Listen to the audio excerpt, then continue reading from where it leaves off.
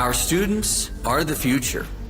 How we advance innovation and impact and approach equity in their classrooms will determine how we thrive as a world community. The status quo just won't cut it. That's why we're here to break the grade. Hello, breakers and difference makers. I'm Josh Chernikoff, host of How I Broke That. I'm a two-time entrepreneur in the education space, and I've successfully exited both of those companies. I've experienced my fair share of breaks in my life, and I'm here to bring my signature approach to my new show, Breaking the Grade. I'm embarking on this special journey alongside my good friend and mentor, John Gamba, Director of Innovative Programs and Entrepreneur in Residence at Penn GSE. In our podcast, you'll hear from emerging business owners in the education space who are working to transform education as we know it. Tune in as we hear about industry trends, unique principles and practices, and the attempts that have and haven't worked for our grade-breaking guests. So fellow entrepreneurs and educators, what do you think? Are you ready to take a hammer to the education space and break the grade?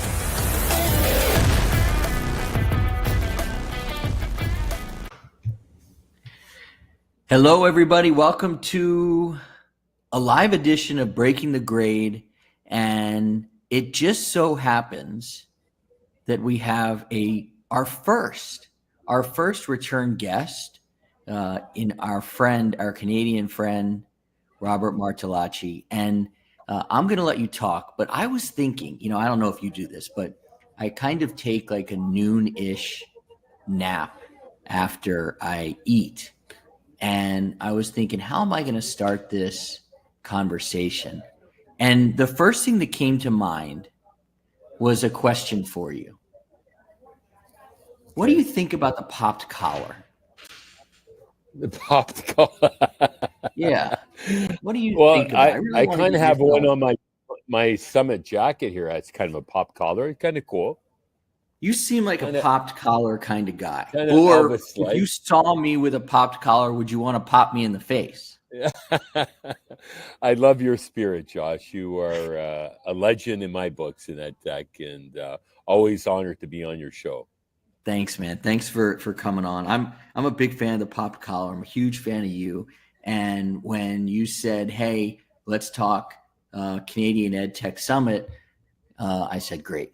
Let's do it. So I'm happy to have you on the show. Remind everybody who you are, where you're from, and what you are up to, and then we'll rock and roll into some topics. Yeah, absolutely. So Robert Martellacci, I'm the founder and president of Mindshare Learning Media. We're celebrating our 25th anniversary this coming year in EdTech. I had the honor of launching Mr. Wonderful Kevin O'Leary's company school division back. He lured me away from York University, where I was sport information director, and then ran the business alliance at the university, and segued into EdTech because we were just getting on the internet, and it's kind of reminiscent of where we're at today in a pivotal moment in our journey. And Dr. Hinton, a professor emeritus serendipity, our summit is at University of Toronto, where he was a professor, talked about this being the true second industrial revolution. And so our summit, it's our 16th one. We're thrilled to have you moderating a super important panel around EdTech. And I kind of gave it a hockey theme, knowing that you're a big hockey fan and 12 years season ticket holder at the Caps. Congratulations on the Stanley Cups, which we haven't seen in a very long time in Toronto. But it's about stick handling, navigating through the complexity of AI to achieve a hockey stick curve in business of EdTech. So how do you like that analogy? That's what you're going to be moderating with some pretty esteemed people. I cannot wait. And might as well tell everybody, because I've already told everybody that I know, that we're going to a game on Tuesday against the Flames. That's correct. I'm treating you to a hockey game because you're making a trek up from DC to Toronto, where our summit is taking place October 29th and 30th. You can see it there. I think I'm sharing my screen. It's just 34 days away. And we've got an incredible lineup of speakers, legendary people like Kathy Hurley, 50 plus years in EdTech, who was my mentor and my VP at the Learning Company when Mr. Wonderful was our president. It's a K-12 post-secondary higher ed focused event that's going to be at the University of Toronto, Mississauga. And yeah, we've got a discovery, STEM AI discovery playground, play zone to really paint a picture for what the future looks like in the classroom. That's fantastic. Well, anybody who is joining us that wants to chime in here, all over the world, especially Canada and the US, you can definitely put your name, your company in the chat. This is a great place that we all come together. We're actually talking about a show, and this is not any show. We re-aired the first show ever from Breaking the Grade, and the interview that John Gamba, you know him, Yes, and I did. great friend. Yeah, was with Kevin Shavis.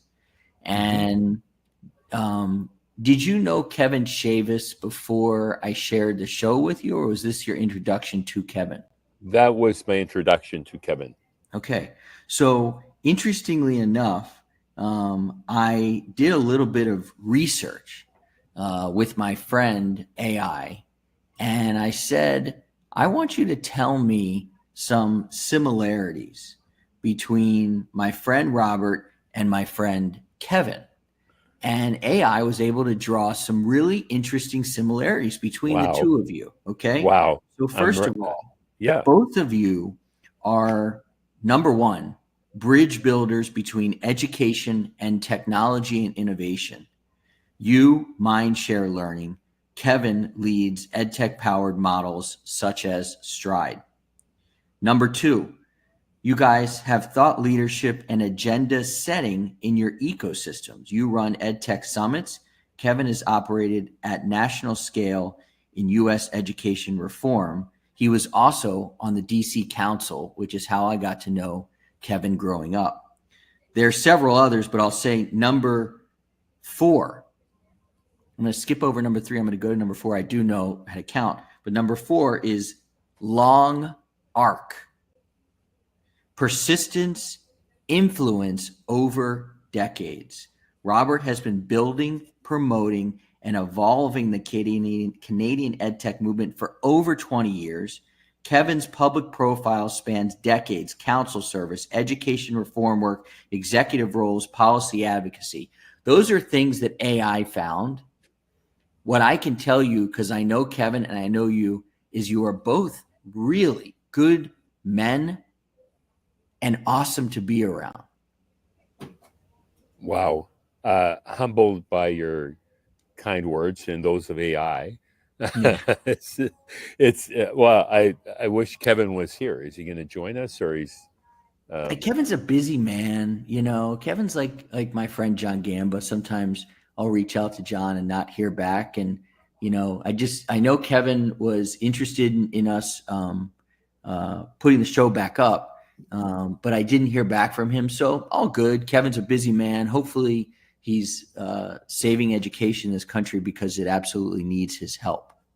Right. And I hope he's watching or chimes in. That would be so cool for him to chime in and throw a question at us. And you guys are both golfers.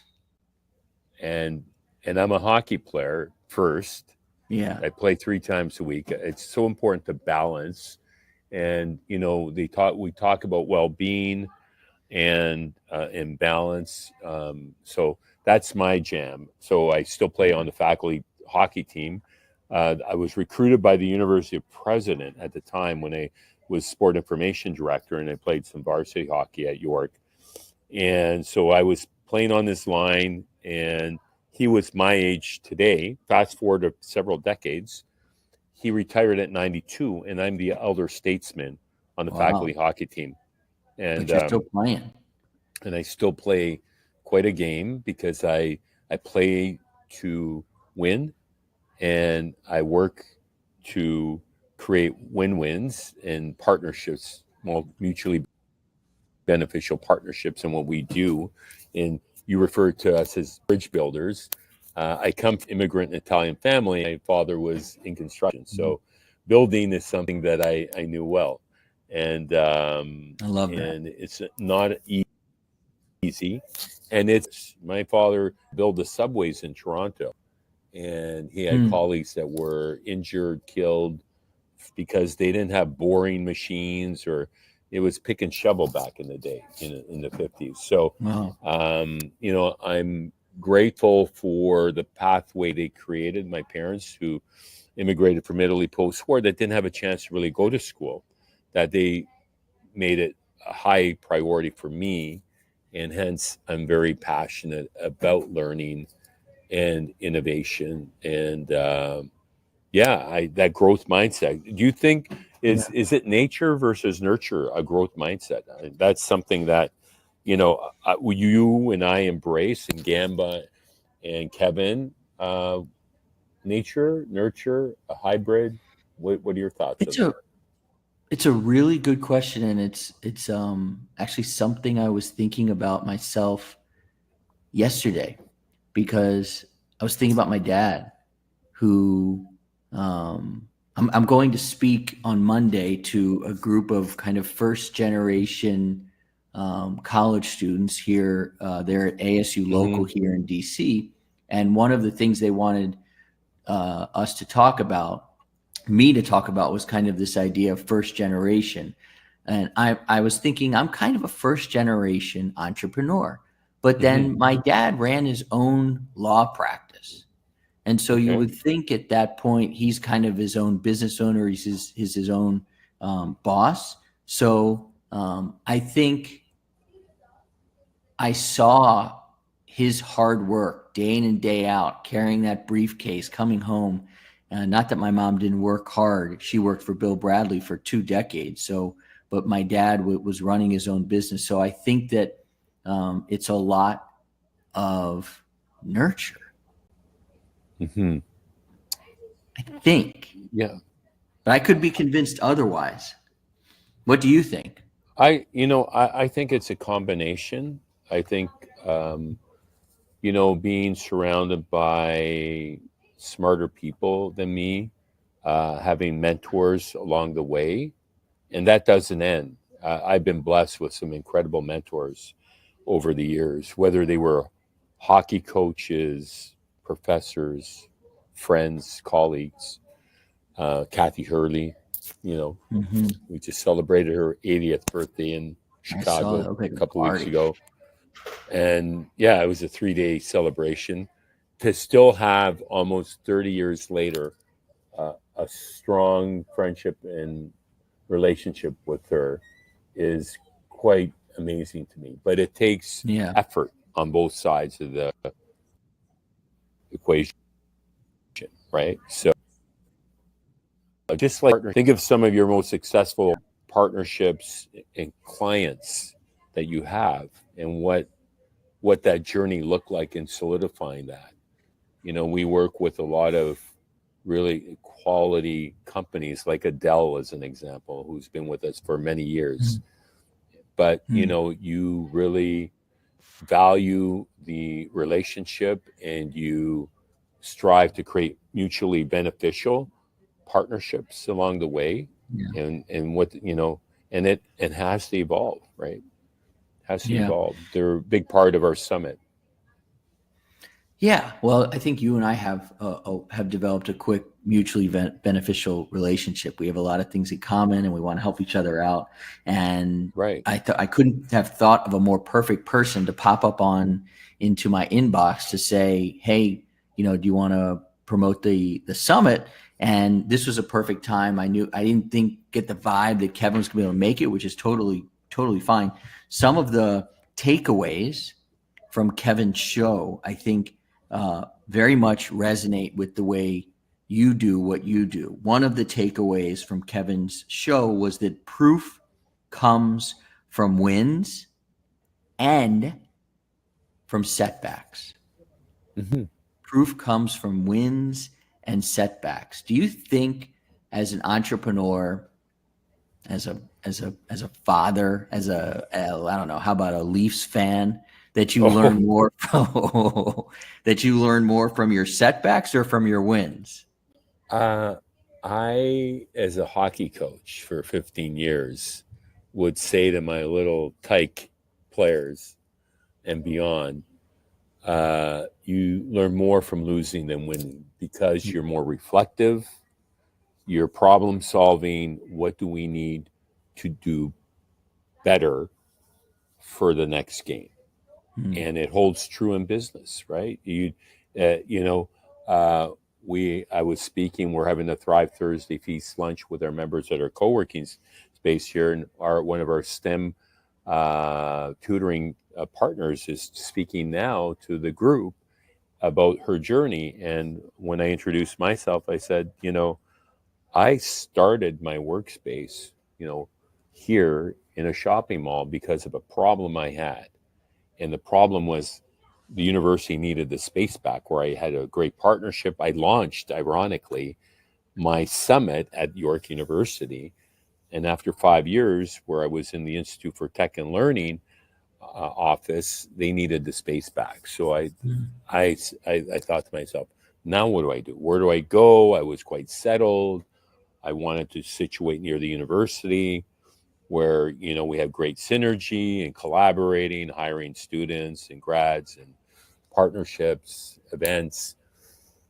And then I was commuting an hour each way. So Hmm. by happenstance, I ended up in a shopping mall through conversations.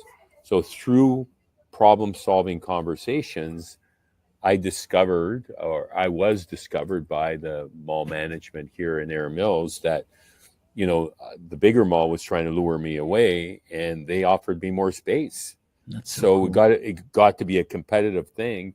And I said, you know what? I'm going where they're offering me more space, and they really, really want me here to help transform this mall. So we were a game changing business, that catalyst for this mall that was not thriving. And there was a big initiative in the city on the future of malls, because malls, as they are known to be dying in North America, need to be reinvigorated. And we are considered a pivotal player in being a catalyst to bring synergy, to bring uh, entrepreneurs that will shop, eat, and inspire. So Cool. so that's how that evolved. So and I specifically said, and it wasn't a direct path. Yeah, You know, totally. So if this you idea of knew, right, if the you know, setback. right. So if you fully understand and know what you're going to get into, sometimes it's good to be a little bit naive into what you're getting, do your homework, but leave some flexibility, be a little bit Hmm. agile Hmm. in your mindset, because it might not go that direction, it might go this direction. Hmm.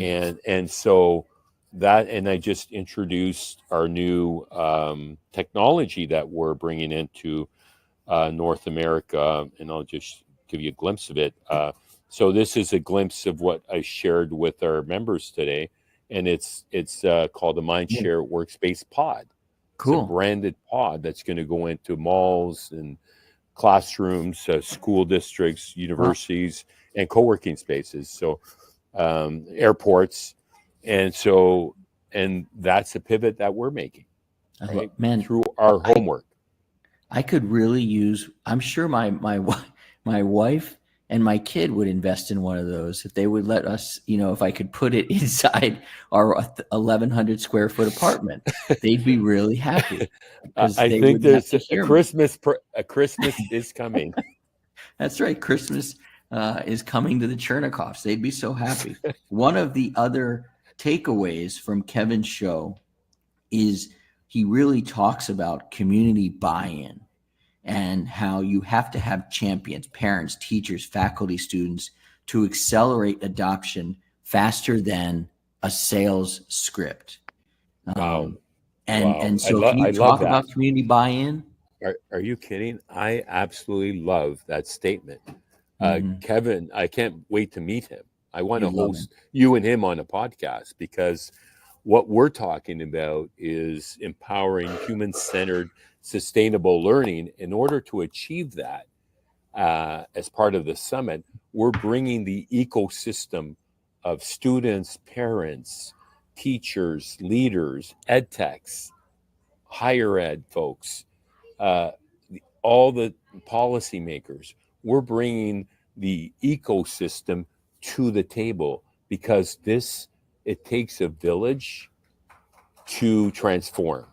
It takes a village to transform learning in a pivotal moment in our history where Dr. Hinton, the pioneer of AI, said, we're in the second industrial revolution in the moment, in this moment in time, right now. So it is hard work. Digital transformation is hard work. And it doesn't happen overnight. Everyone's still piloting. I've done podcasts with superintendents, with CIOs, with teachers, with ed techs, and everyone's piloting right now that we know of because they don't know what the costs are. Upskilling is a huge challenge. You're dealing with teacher unions. You're dealing with the resistors, right? We're truly at our infancy in this moment in time in our history of AI and where this is going. And there's going to be huge consolidation. There's going to be massive consolidation. There's massive opportunities, but people will need to reskill and embrace that growth mindset. You know, the portrait of a graduate that you talk about in the US, Right. we have the 7 C's, C21 Canada, that the foundation that I started and lead. And I feel that, you know, from an assessment perspective, you know, that credential of the portrait of a graduate, that stamp of the 7 C's, kids need to be able to think critically. They need to be able to communicate clearly and work in teams and leverage the tools that they have. We just had a new co-op student come in today, and I asked him specifically, what skills do you have? What is your hope? What do you want to do? And he wants to be an entrepreneur. I said, this is a place for you. You're going to learn to multitask. You're going to upskill your digital skills.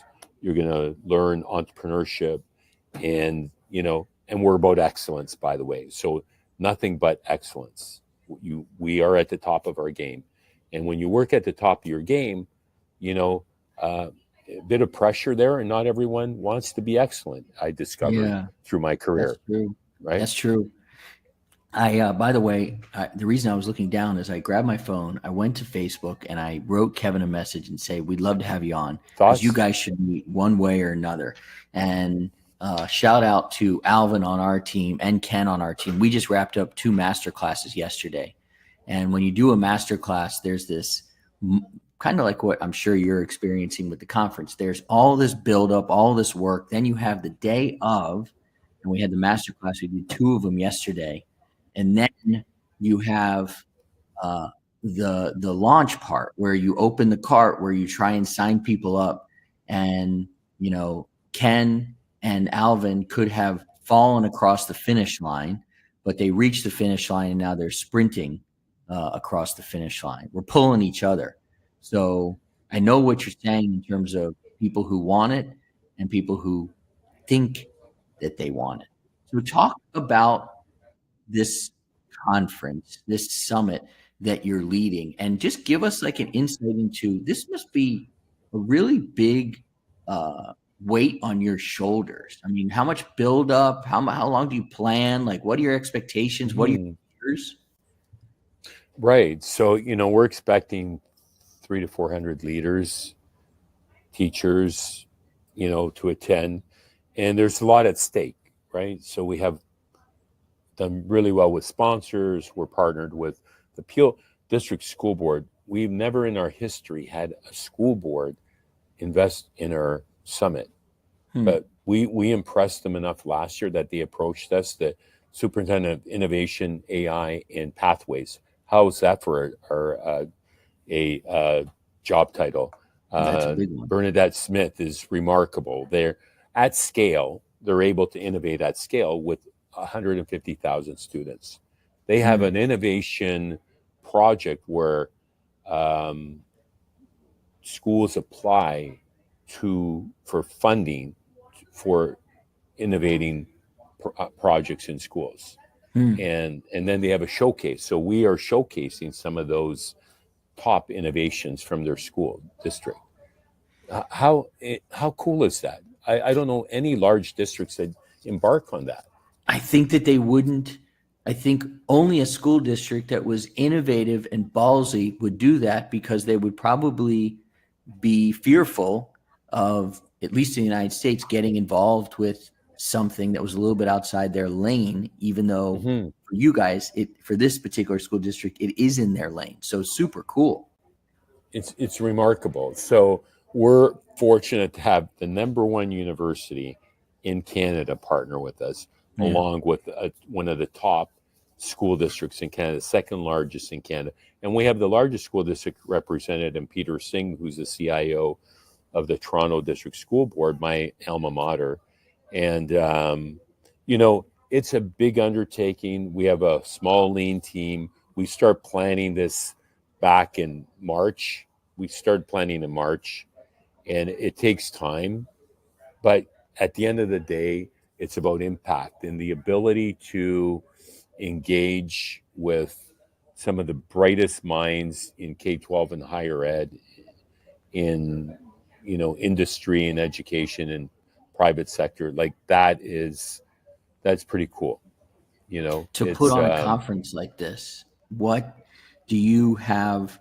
Do you have members of your team who split off and do this? Do you have specific people who only do this all year long? Give people an idea what it takes to really put on a world-class conference. Yeah, thank you for that. So we actually weave it into our work.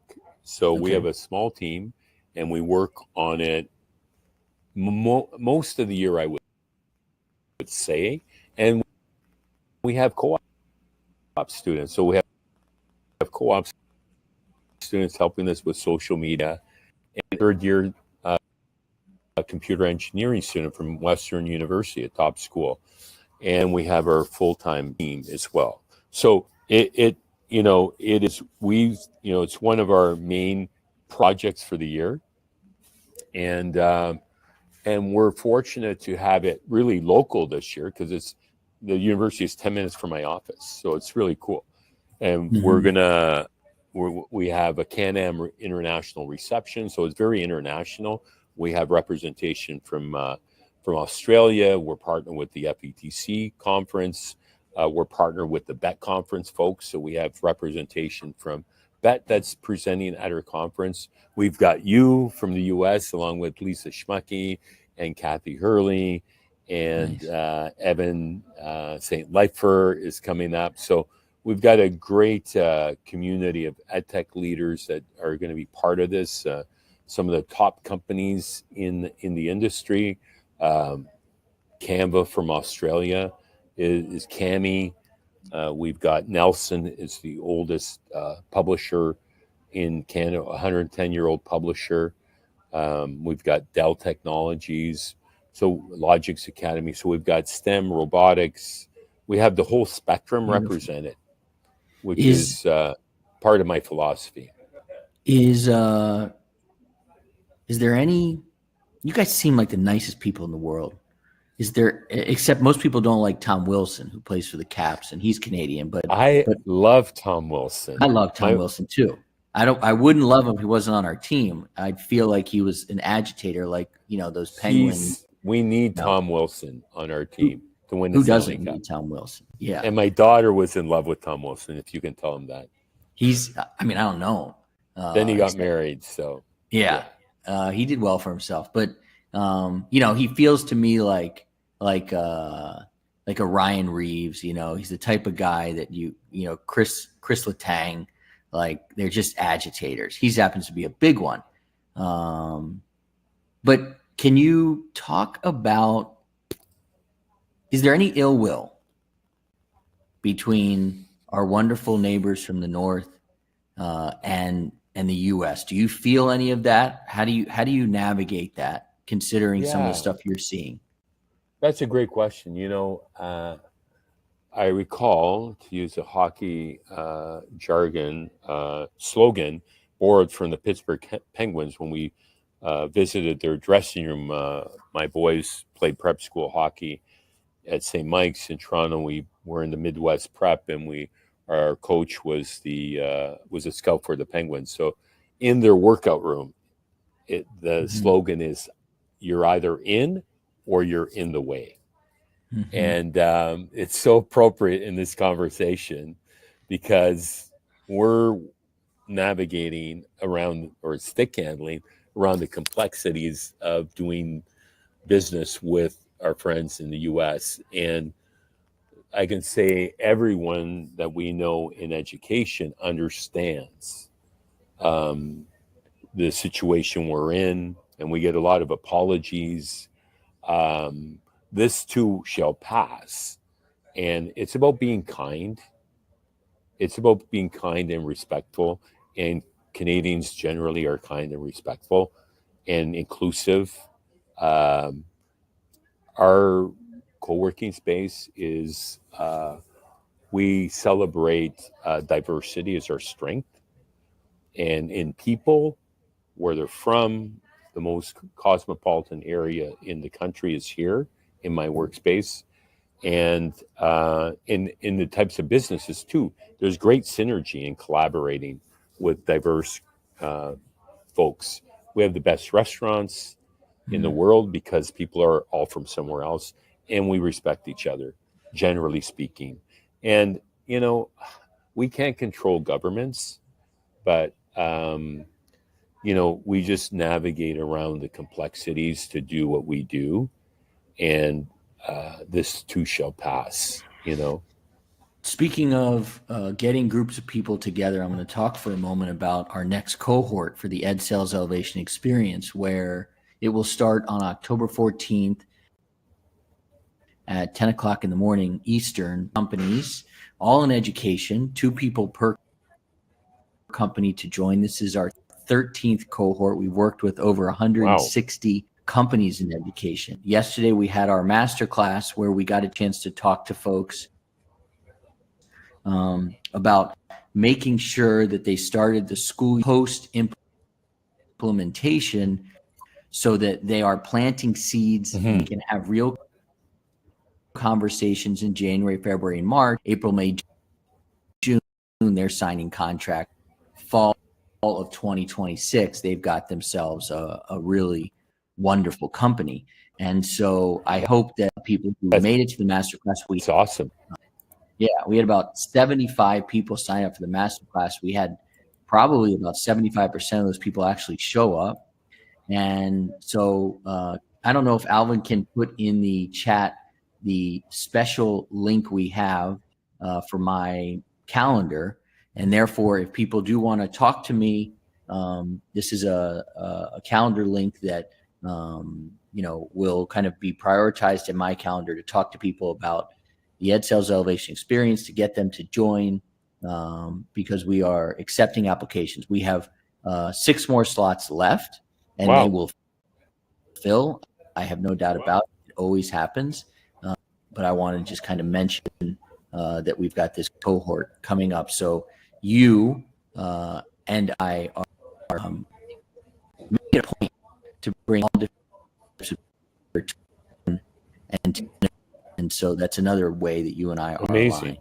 I'd be happy to participate in some way, and yeah, we should do that. We started off having speakers, and then we kind of got away from that. But I think you would be a great speaker. There's that link. Thank you, Alv, for putting it in there. So, Robert, I want to just kind of bring it back a little bit to the summit, right? And what we'll do is kind of end with this, because it's really important that we get members of the Ed Sales Elevation Experience community going to this summit. So can you talk specifically to our audience who are EdTech founders, entrepreneurs, business owners, about why they should go to your summit? Great question. Well, it's about relationships, right? It's I've been in EdTech for almost 30 years, and people that come into EdTech tend to stay in EdTech, and building trusted relationships at the highest levels. I know I have good friends who are superintendents, CIOs, and I have great friends that are teachers and principals and everyone in between. And building those trusted relationships is absolutely critical if you are serious about being successful and making an impact in education. You have to have the right tool or solution at the right time, and and have those critical conversations. And we open a lot of doors for companies that come up into Canada, and that's a lot. Part of our consulting is go to market. So we do a lot of go to market. We do go to market playbooks. We've worked with Lego. We work with many international companies in making inroads into the Canadian market. And so if you're looking to expand internationally, Canada is a great jumping off point because there's so many parallels as opposed to going into a foreign country that has another language. We're very friendly to Americans, generally speaking. And we would love to have your network come to Canada. I'm going to give 2 VIP passes away today. So if someone wants to chime in about, their company and why they would want to come to the Canadian EdTech Summit, and if they hashtag Toronto Maple Leafs, especially Stanley Cup champions 2026, you will win 2 VIP passes. That's amazing. Hashtag Stanley Cup 2026 must be in there though. I love where your head's at. Maybe you've taken one too many hits from Tom Wilson, but that's okay. Maybe also, Alvin, can you put the link in that I gave you earlier today so that people can go visit the summit website, and they can look at tickets, but it sounds like Robert has got some VIP tickets here. Yes. So that's really exciting. And we have $100 off till tomorrow on registration. We have limited space available for sponsors if folks were looking to sponsor. And yeah, so it's never been a more exciting time to be in education. 34 days to go. And it's going to be one of the most pivotal events in our Canadian EdTech sector in modern time, I would hazard to, given the caliber of people and the digital transformation that is upon us. Train's left the station. The AI train has left the station, and it's not going back. Not at all. Are there other topics that people might, obviously AI is always a big one. What are some of the other topics that might interest folks to come up and make the trip north? Right. So specifically for EdTechs, we're looking at international growth opportunities and where those opportunities are.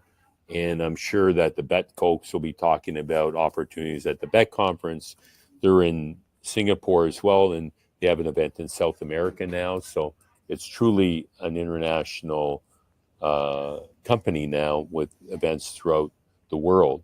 So there's lots of opportunities to explore international, gain insight on what tools are being used in schools.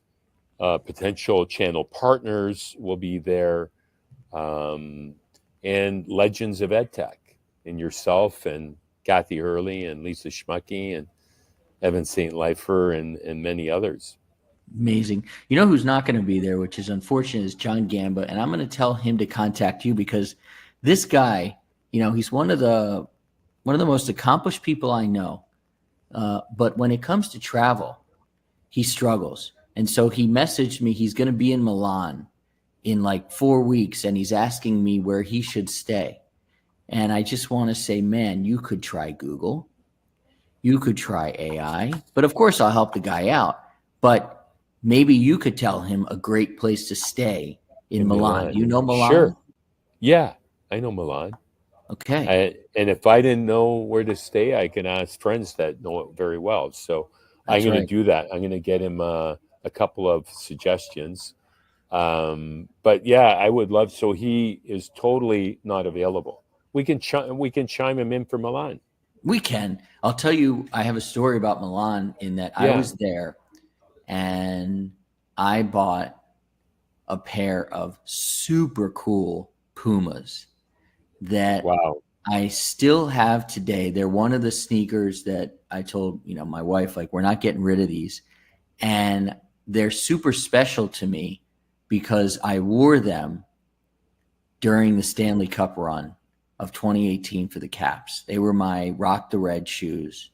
And Wow. they're super cool. And now that I think about it, maybe I'll break them out for the summit. Maybe I'll break them out for your summit and bring them up to Toronto and wear those puppies on the floor. That would be so appropriate because of Canada and the red leaf, the flag. You'd be an instant hit, and perhaps you'll even be offered some Canadian citizenship with those shoes. I'll take it, man. I'll take it. Chris Kelly, who is a mutual friend of ours, said when I told him you were coming on, and I said, Chris, you got to join us because we're going to talk some hockey. He said, I can't make it, but that you potentially would sing the Canadian national anthem. And I said, let me tell you, I can sing the Canadian national anthem. It is my favorite national anthem. I've almost been arrested on multiple occasions late at night with my buddies singing the Canadian national anthem. I'm not suggesting we should do it, but maybe we should warm up our voices for when we're up there. Sure. At the count of three, I won. 1, 2, 3. You're not getting me to like sing. this. Oh, Canada, our home and native land. I'll save it there for True the hockey patriot. game that you come Come to. on. Oh man. Yes. It has you know it. One of my favorite lines in any national anthem. God keep our land. God keep this land glorious and free. Our land, this land. God keep our land glorious and free. Yes. You pick it up. Oh, Canada, we stand on guard for thee. Oh, Canada, we stand on guard for thee. Amazing. I am going to share with Alvin, who is producing this show, the video from, I don't know, the Leafs or whoever singing that national anthem because it's fantastic. And I appreciate you coming on the show and singing portions of the national anthem. I look forward to singing it with you in my red Pumas, which I'm going to have to find in our storage unit, but I'm going to break those puppies out. Robert, I really appreciate you. Sounds like a plan. On. Yeah, we're going to have a great time up there. Grateful for your time. Thank you. Oh, it's going to be the best. And most importantly, it's about impact, right? And I value your expertise and insight. You're such a deep thinker and passionate about making an impact in education. We're both part of the ERDI expert panel that we attend, and that's where we met, and we've never looked back. It's like serendipity for sure. I would drop the gloves to protect you from anybody, my friend, but I don't know how much protection I would give you. You probably take care of yourself pretty well, but I do it for you. So thank you for coming on. Thanks for being so great. Yeah, likewise. All right, everybody. That is us. That is Robert. That is Josh. You will see us up in Canada at the end of October. We're going to be sharing lots more information about this event so that our community can make it north and support Robert and the rest of the group. Thank you, everybody. Thank you, Robert. Cheers.